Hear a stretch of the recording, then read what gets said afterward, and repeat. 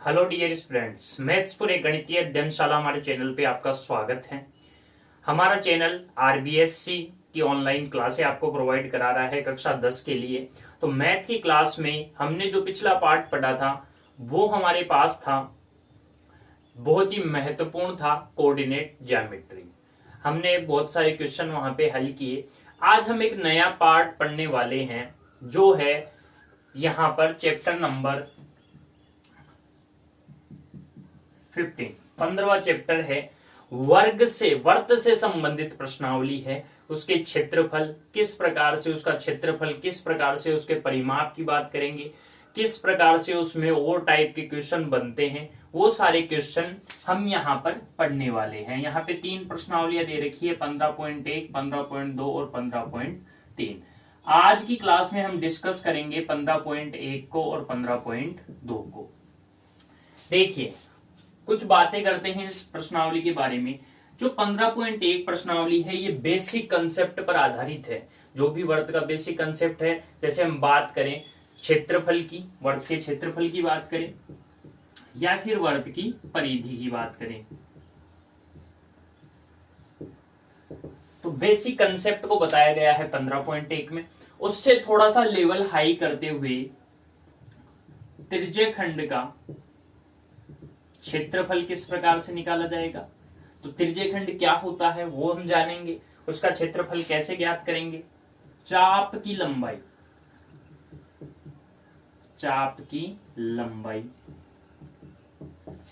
क्या है, किस प्रकार से ज्ञात की जाती है, कौन कौन से फॉर्मूले के आधार पे उसको हल किया जाएगा, वो सब पढ़ेंगे हम 15.2 में। तो शुरू करते हैं आज की क्लास।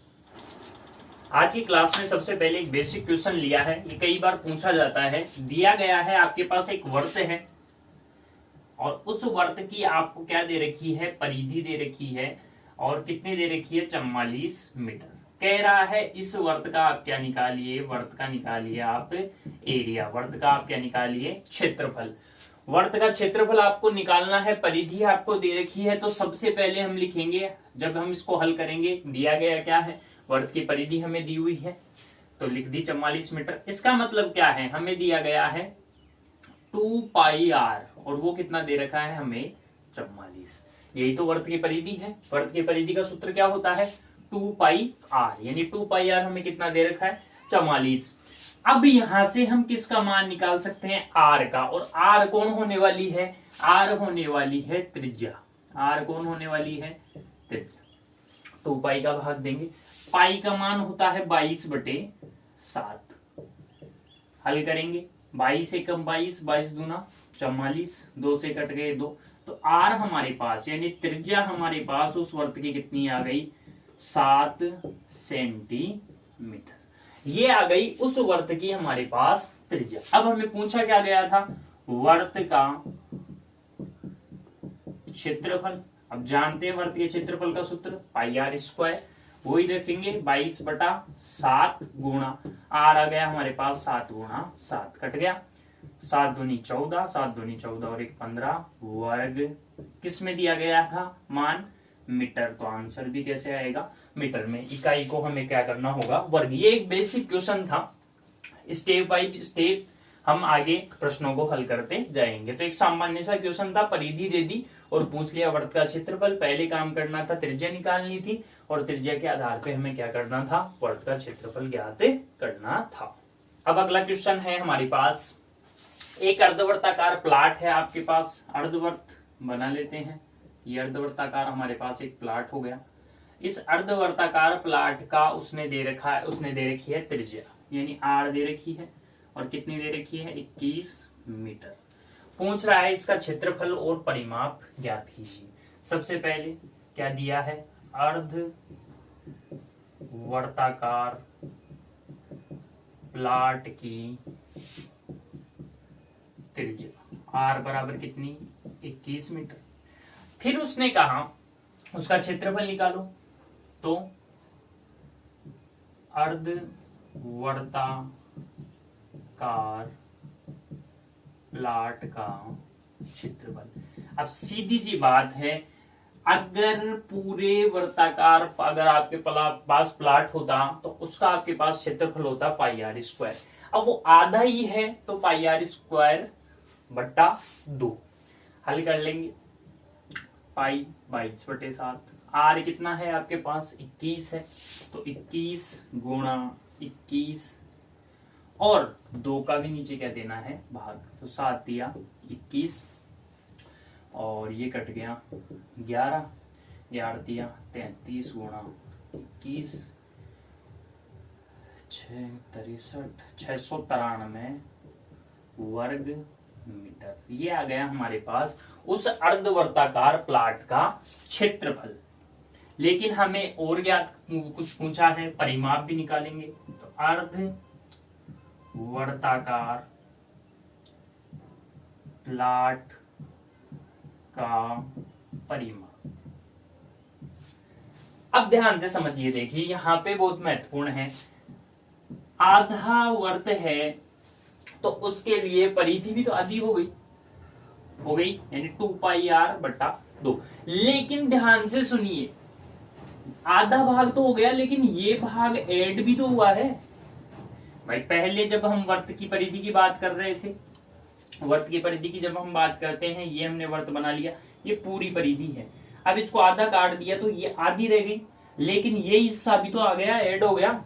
ये क्या है, ये आर इधर और आर इधर, तो आर प्लस आर, ये कितना हो गया 2r। कितना हो गया 2r। तो प्लस इसमें क्या है 2r भी है, ये 2 से 2 कट गए। तो ये हो गया हमारे पास क्या पाई आर प्लस 2r। पाई क्या होता है 22/7 गुणा 21 प्लस 2 गुणा 21, 7 दिया 21, 22 से कम 22, 22 दूना 44, 22 3 66 प्लस 21 दूना 42, ऐड करेंगे इनको।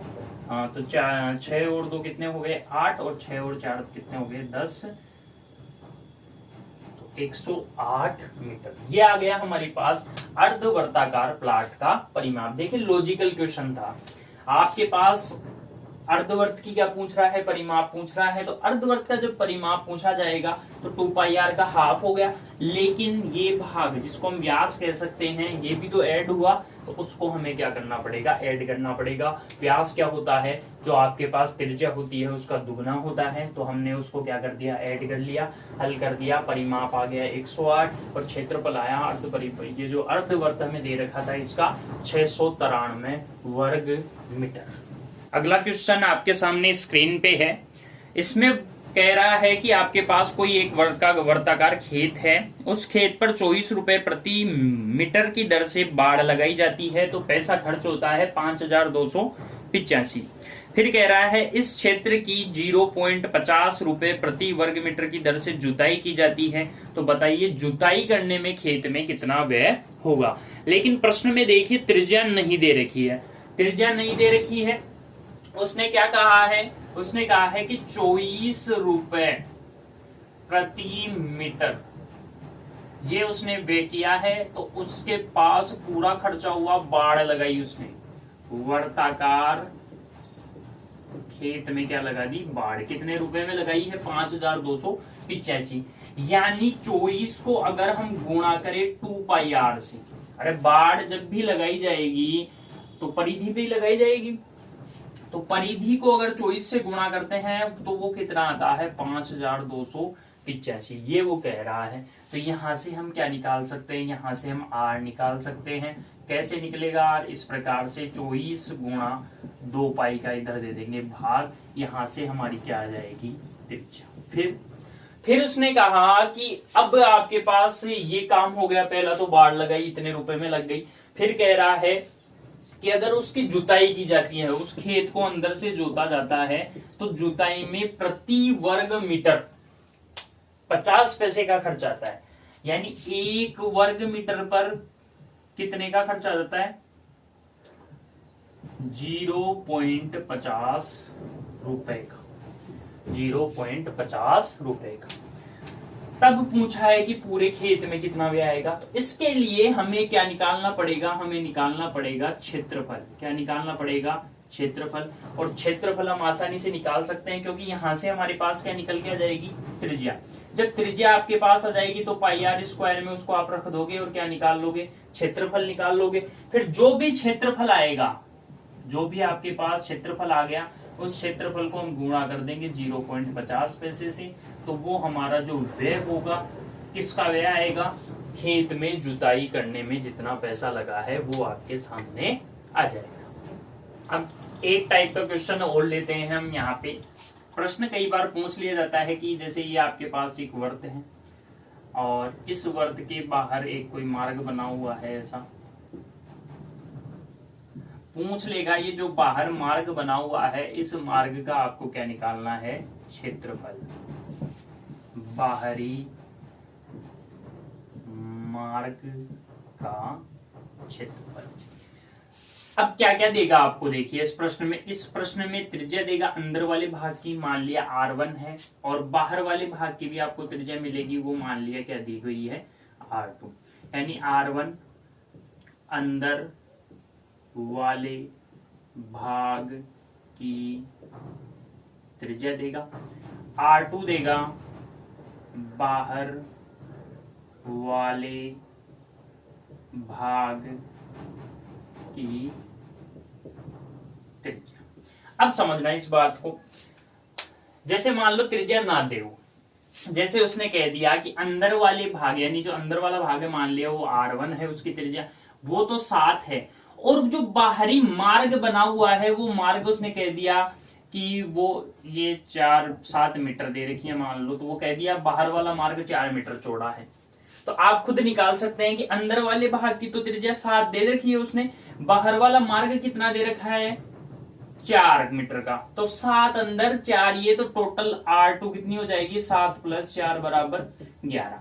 डायरेक्ट ही कह दे कि पूरे भाग की बाहरी भाग को मिलाते हुए दे दी तो डायरेक्ट हो जाएगा। ऐसे कह दे बाहरी भाग का क्षेत्रफल, जो बाहरी की वो पट्टी बन रही है या पथ बन रहा है या बाहरी भाग है, कुछ भी नाम दिया हुआ हो, वो इतना चौड़ा है, तो हमें क्या करना है, अंदर वाले की त्रिज्या में बाहर वाले की त्रिज्या को जोड़ देना है। आ गई बात समझ में।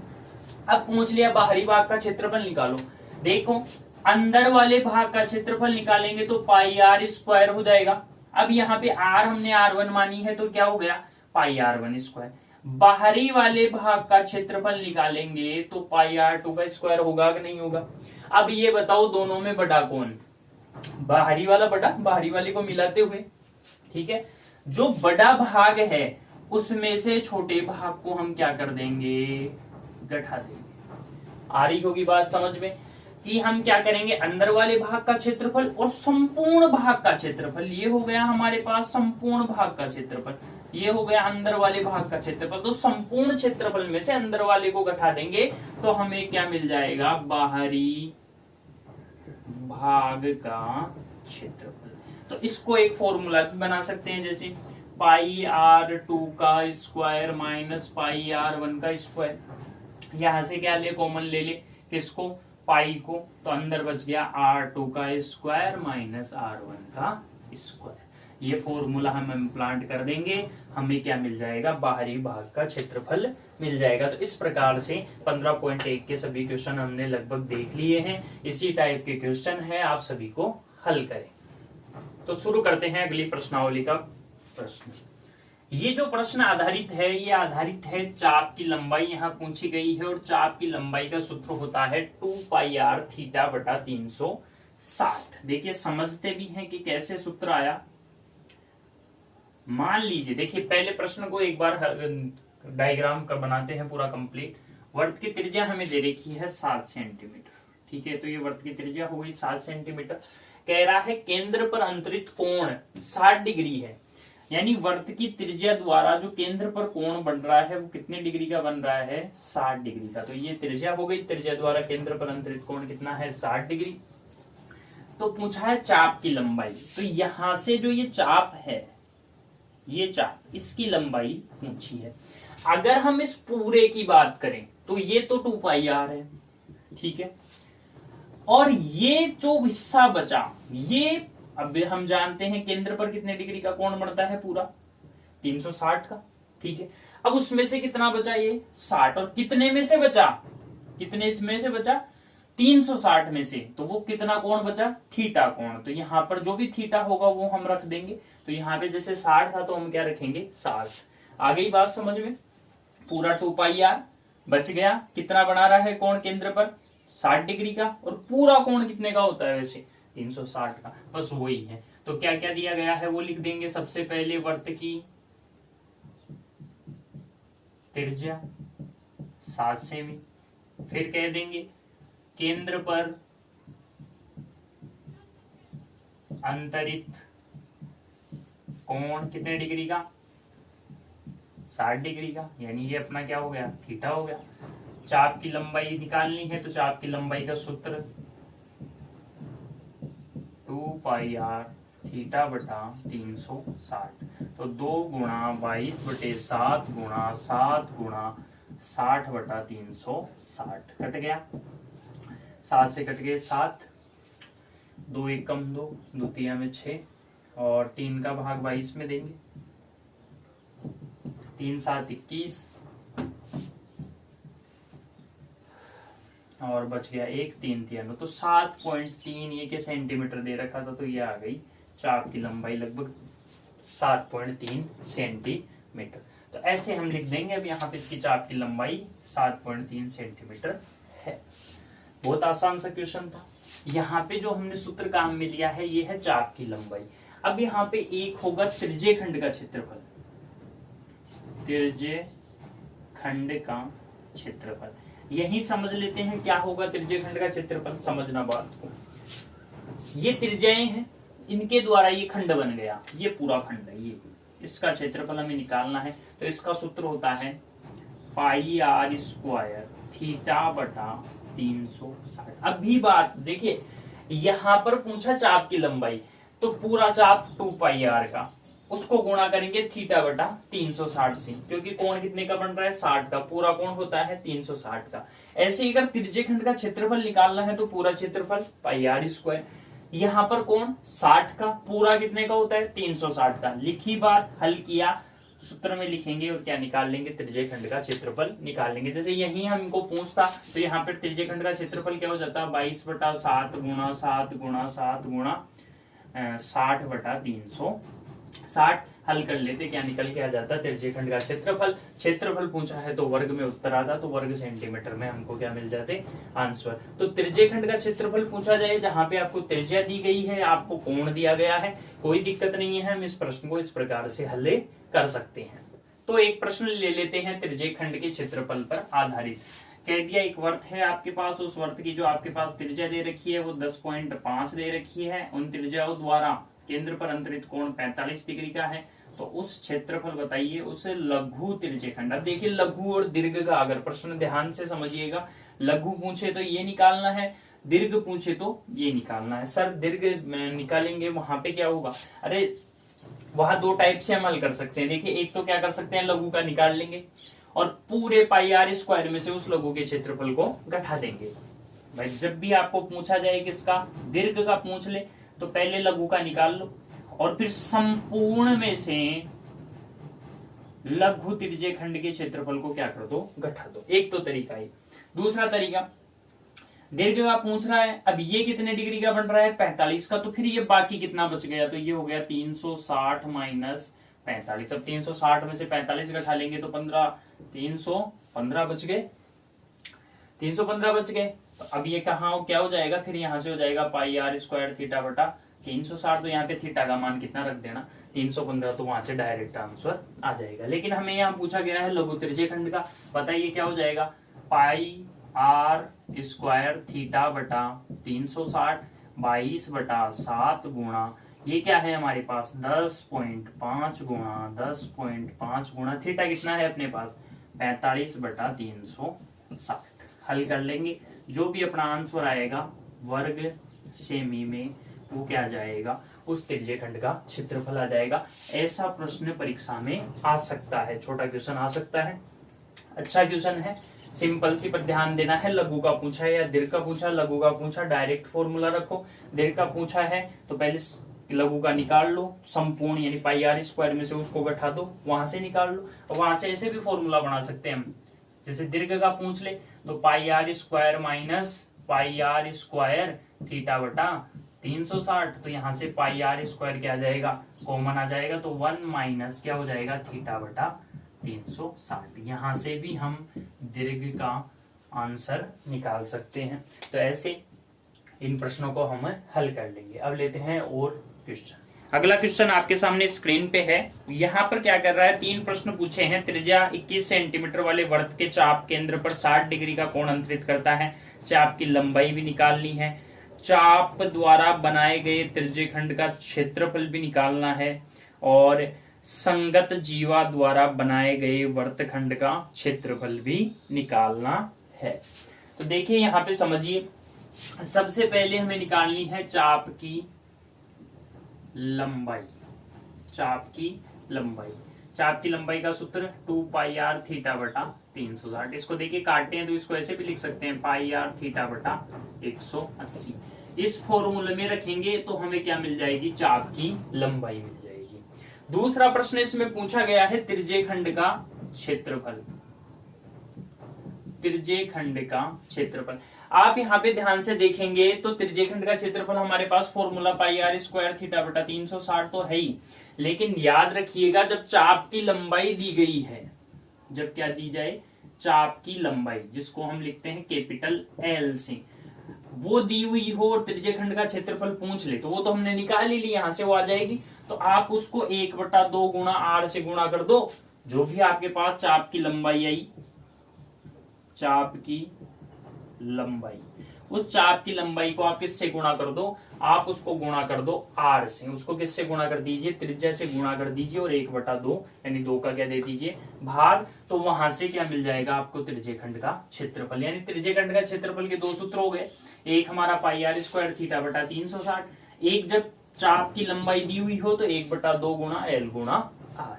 ध्यान रखिएगा इस बात को, आसानी से हम इसको हल कर सकते, कोई सा भी फॉर्मूला लगा के आप इसको हल कर लें। अब तीसरा यहाँ पूछा है लघु वर्तखंड का क्षेत्रफल। देखिए क्या होता है लघु वर्तखंड का क्षेत्रफल, पाई आर स्क्वायर थीटा बटा 360 minus 1/2 r square sine theta. ये हमारा वर्त है, ये त्रिज्या द्वारा त्रिज्यखंड बन गया, ये इनको जीवा से हमने क्या कर दिया, मिला दिया, तो ये बच गया भाग। ये क्या है, लघु, ये भाग है लघु वर्तखंड। देखिए इसको कैसे हल करेंगे, तो इस प्रश्न के इसके लिए हल कर लेते हैं हम। जीवा द्वारा बने लघु वर्तखंड का क्षेत्रफल, ध्यान से समझिए, पाई आर स्क्वायर थीटा बटा 360 minus 1/2 r square sine theta, मान रखेंगे। देखिए क्या क्या हो गया, वैसे चाहे तो आर स्क्वायर को कॉमन ले सकते हैं, पर एक ही बात है, आप कैसे ही हल कर लो, तो 22/7 गुणा। अब यहाँ पे हमारे पास जो त्रिज्या थी वो त्रिज्या हमें दे रखी है यहाँ पर 21, त्रिज्या हमें दे रखी है 21, तो 21 गुणा 21, और थीटा हमें दे रखा है कितना, 60/360 माइनस 1/2 आर स्क्वायर, तो वही 21 गुणा 21 साइन थीटा। अब साइन यहाँ पे थीटा क्या हो गया हमारे पास, 60 हो गया। हल करेंगे इसको, देखिए 6 6 36, द्वितीया में 6, 11 दूना 22, 21 को 21 से गुणा किया 441 गुणा 11, ये हो गया 21, इसको हल किया तो 1/2 ये कह दी 441/21 गुणा साइन 60 का मान होता है √3/2। हल करेंगे, 11 से 21 से कट गया, 21 को 11 से गुणा किया, 11 एकम 11 और ये 23, 231 माइनस, इसको देखो ये हमारे पास 2 हैं, 2 दूनी 4, तो 441 में हम कितने का भाग दे दें, 4 का भाग, तो 4 एकम 4, 4 एकम 4, 0, 4 दूनी 8, और एक √3 का मान होता है 1.732, वो हम यहाँ पे रखेंगे। इसको आप गुणा कर लीजिए, जो भी आता है उसको ये 231 में से घटाना है, और वो बच जाएगा हमारा लघु वर्तखंड का क्षेत्रफल। तो ये भी एक अच्छा क्वेश्चन था, लघु वर्तखंड का क्षेत्रफल आपको पूछ लिया। यहाँ पे 3 क्वेश्चन पूछे गए थे, चाप की लंबाई निकाल लेंगे, हमने प्रश्न हल कर ही लिए। त्रिज्यखंड का क्षेत्रफल बता दिया। सामान्य सूत्र ये होता है, लेकिन जब आपको चाप की लंबाई दे रखी है तो 1/2 गुणा एल गुणा आर आप हल कर सकते हो। आर त्रिज्या है, एल क्या है, एल है चाप की लंबाई, वो आपको मिल ही जाएगी, तो डायरेक्ट भी हल कर सकते हो। फिर है जीवा द्वारा बने लघु वर्तखंड का क्षेत्रफल, सूत्र बता दिया, पाई आर स्क्वायर थीटा बटा 360 minus 1/2 r square sine theta. इसको हम हल करके ज्ञात भी कर सकते हैं कि ये कैसे आया, लेकिन इतना जाने की जरूरत नहीं है, आप सूत्र याद कर लीजिए और आसानी से इसको हम हल कर सकते हैं। √3 आया, हम जानते हैं √3 का मान 1.732 होता है। रखा, हल किया, जो भी आया 231 में से घटाया और वो बच गया लघु वर्तखंड का क्षेत्रफल। तो आज की क्लास में बस इतना ही, मिलते हैं अगली क्लास में।